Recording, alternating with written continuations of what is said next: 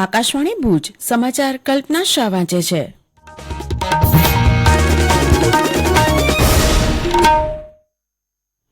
નમસ્કાર.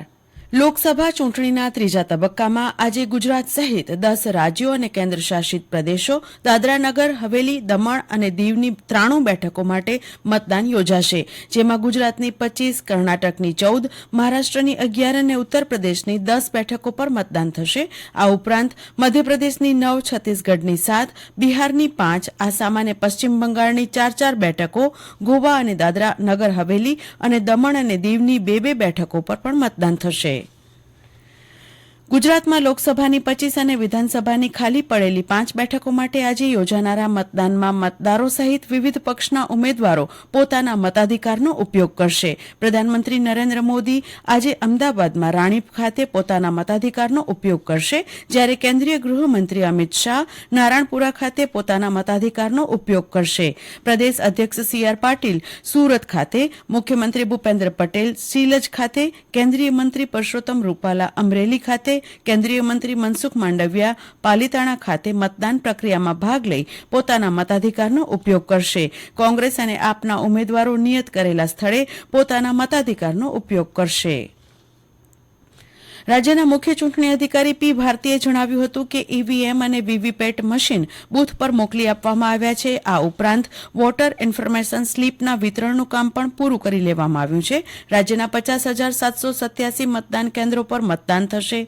રાજ્યના તમામ વિધાનસભા વિસ્તારોમાં ઓછામાં ઓછું એક આદર્શ મતદાન કેન્દ્ર બનાવવામાં આવ્યું છે. આ ઉપરાંત તમામ વિધાનસભા વિસ્તારોમાં 7 સખી મતદાન કેન્દ્ર બનાવવામાં આવ્યા છે. આ તમામ કેન્દ્રોમાં તમામ કર્મચારીઓ મહિલાઓ હશે. એક પીડબ્લ્યુડી સંચાલિત મતદાન કેન્દ્રમાં દિવ્યાંગ કર્મચારી હશે, જ્યારે યુવા મતદાન કેન્દ્રમાં તમામ કર્મચારી યુવાન જ હશે. આજે હવામાન વિભાગે રાજ્યના કેટલાક વિસ્તારોમાં હીટ વેવની આગાહી કરી હોવાથી ચૂંટણી પંચે પણ મતદારોને અગવડ ન પડે તે માટે પૂરતી વ્યવસ્થા કરી છે. અતિશય ગરમીને ધ્યાનમાં રાખતા અનેક બૂથ પર મંડપ, મેડિકલ કીટ અને પીવાના પાણીની વ્યવસ્થા કરવામાં આવી છે, ત્યારે લોકોને સવારના સમયમાં મતદાન કરવાની અપીલ કરવામાં આવી છે. ગુજરાત સહિત દેશના 11 રાજ્યો અને દાદરા નગર હવેલી, દીવ, દમણના કેન્દ્ર શાસિત પ્રદેશની લોકસભાની 93 બેઠકો માટે હવે ગણતરીની ઘડીમાં મતદાન શરૂ થશે. 7 વાગ્યે શરૂ થનાર મતદાન સાંજે 6 વાગ્યે પૂરું થશે. આજે જેમના ભાગ્યનો ફેંસલો થશે, જેમાં ગુજરાતમાંથી કેન્દ્રીય મંત્રીઓ અમિત શાહ, પુરુષોત્તમ રૂપાલા, મનસુખ માંડવિયા, દેવુસિંહ ચૌહાણ, પ્રદેશ ભાજપ અધ્યક્ષ સી.આર. પાટીલ, કોંગ્રેસ અગ્રણીઓ પરેશ ધાનાણી, લલિત વસોયા, કાળુભા ગઢવી સહિતનાનો સમાવેશ થાય છે. કચ્છની એક બેઠક પર 11 ઉમેદવારો જંગ લડે છે, પરંતુ મુખ્ય સ્પર્ધા ભાજપના વિનોદ ચાવડા અને કોંગ્રેસના નીતિશ લાલન વચ્ચે થશે.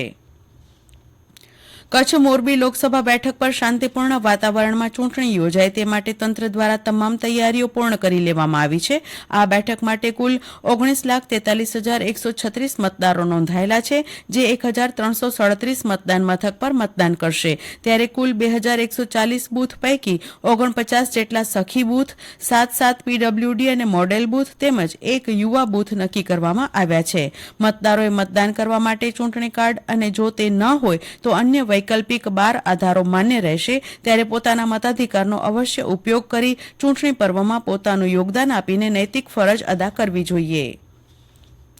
મતદારો મતદાનની સાથે સાથે જુદા જુદા હકારાત્મક અભિગમો અપનાવીને પર્યાવરણ માટે પણ યોગદાન આપી શકે તેવા હેતુથી ચૂંટણી પંચ દ્વારા જિલ્લામાં કુલ 6 આદર્શ મતદાન મથકોનું નિર્માણ કરવામાં આવ્યું છે.